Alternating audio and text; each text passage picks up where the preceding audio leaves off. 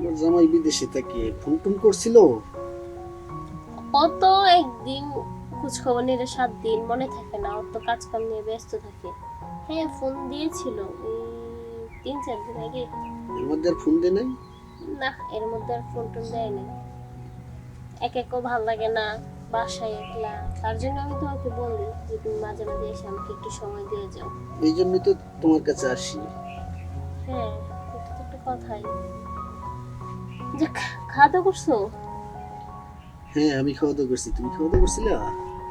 খাওয়া দাওয়া হ্যাঁ করছি, আসলে ভালো লাগছিল না বলে তোমাকে কল দিলাম যে ফাঁকে এসে দেখা করে যাওয়ার জন্য। ওই জন্যই তো আমার জানের পাখিটার কাছে চলে আইলাম। ও আচ্ছা। তোমার ছাড়া কি আমি থাকতে পারি? আর আমি তো সবই বুঝি। হ্যাঁ অবশ্যই, বোঝার তো কথাই। তোমার হাজবেন্ড প্রবাসে থাকে, তোমার মনে কি অবস্থা আমি কি কিছুটা বুঝতে পারি না? হ্যাঁ বুঝবাই তো, একজন স্বামী যদি প্রবাসে থাকে তার স্ত্রীর মনের অবস্থা কিরকম থাকে সেটা বোঝাটা স্বাভাবিকই।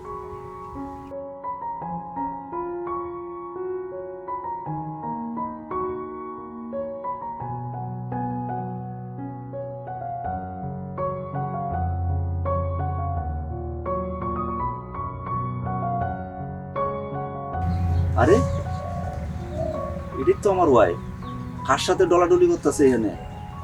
ও আমার বন্ধু যে ফোন দিয়ে কইছে, আসলে তো কথাটা ঠিক আছে।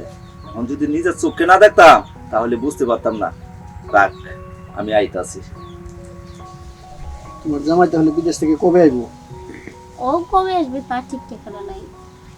ও চাইলে কালকে আসতে পারে, আবার চাইলে 2 বছর পরে আসতে পারে। বাহ, ভালো হলো। বাহ, সুন্দর দৃশ্য, তাই না? তুমি কখন আসলা? আমি কখন আসলাম? এই তো মাত্র আসলাম। আইসেই তো তোমরা এই যে এই দৃশ্য আমি দেখতে পাইলাম। না মানে? না মানে কি? হ্যাঁ ছি, তোমাদের মতন মেয়েকে দেখতে আমার অনেক ঘৃণা আসে, বুঝছো? আমরা যারা প্রবাসী আছি তারা মাথার গাম পায়ে পালায়, রাতকে দিন করে দিনকে রাত করে কইরা এই বাংলাদেশে বউ পোলাপান বাচ্চা লাগিয়া কিন্তু টাকা পয়সা পাঠায়। কিসের জন্য? সুখে শান্তি থাকার জন্য। আর তোমরা এই টাকা নিয়া অন্য পোলাপান আইনা তোমরা আমোদ ফুর্তি করো, তাই না? শুনো আমার কথা একটু। আমি কি শুনবো? তোমার কথা আর কি শুনবো বলো? এখন তো আমার শোনার ইচ্ছা। আমি শুনবো না, শুনবো কে? বলো। যা ভিতরে যা কিছু আছে সব আবেগ তোমার শেষ করে এলাম। ও বুঝছি, বলার ভাষা নেই। তা ওই ছেলেটাকে? আমার বন্ধু। তোমার বন্ধু?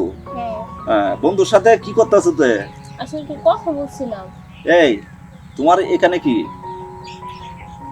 এই তো ভাইয়া বেড়াইতে আসছিলাম। বেড়াইতে আসছো? ছি, তোমাদের মা বোন নাই? হ্যাঁ, তোমারও তো ঘরের স্ত্রী আছে।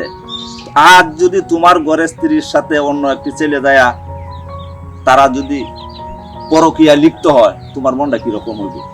আরে তুমি জানো আমি একদম প্রবাসী। এই প্রবাসে থাকি, টাকা পয়সা বাংলাদেশে কামাই করে পাঠাই, আর এই টাকা দিয়ে আমোদ ফুর্তি করে।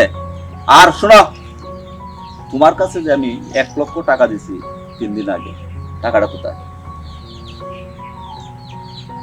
কথা বলো। আসলে টাকাটা খরচ হয়ে গেছে। কিভাবে খরচ হয়েছে? আমার এক ফ্রেন্ড তো দান নিছিল, ওর একটু দিয়ে দিছি।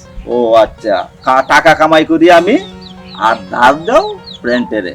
পারলা না তো 10টা টাকা যখন প্রবাসে গেছি আইনে দি টাকার কাছ থেকে বাহের সম্পদ বিক্রি করিয়া এরপর প্রবাসে গেছি। পারলা না তো কারো কাছ থেকে, তোমার বাবার কাছ থেকে 10 টাকা আনতা, আর তুমি ফ্রেন্ডে টাকা ধার দাও, তাই না? শুনো, ওই ছেলের সাথে এখন এই মুহূর্তে আমার ঘর থেকে বাইরে হয়ে যাবে। প্লিজ শুনো। আমার কোনো কথা শুনতে চাই না। আর তুমি 1 সপ্তাহ পরে আমি তোমাকে ডিপোজিট লেটার দিতেছি। না না এমন করবে না। যাও।